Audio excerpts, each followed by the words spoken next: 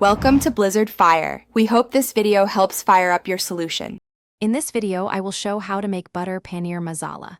We will begin by gathering all our fresh ingredients, ensuring everything is ready for a smooth cooking process. Next, we will prepare the rich, creamy tomato-based gravy, which is the heart of this dish.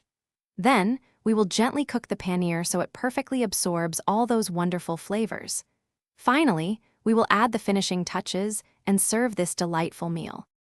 Now, let's dive into crafting that irresistible creamy gravy. First, gently sauté aromatic whole spices such as 2 green cardamoms and 1 small cinnamon stick to release their fragrance. Then, blend about 4 ripe tomatoes into a perfectly smooth puree. Cook this puree with a tablespoon of ginger garlic paste until it thickens beautifully. Finally, stir in a tablespoon of cashew paste for that luxurious, velvety texture we all love. Next, we'll focus on integrating the paneer perfectly into our delicious gravy. Start by cutting about 250 grams of fresh paneer into uniform 1-inch cubes. You can lightly pan-fry or grill these cubes until they are a beautiful golden brown.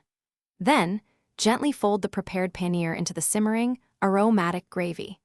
Allow it to cook for about 5 to 7 minutes, ensuring the paneer fully absorbs all the rich masala flavors.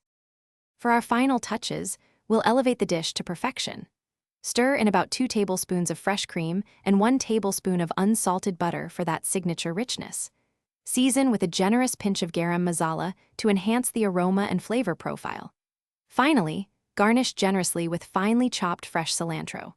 Serve this exquisite butter paneer masala hot with warm naan, soft roti, or fluffy steamed basmati rice for a truly satisfying meal. Thanks for watching. If you found this helpful, don't forget to like and subscribe.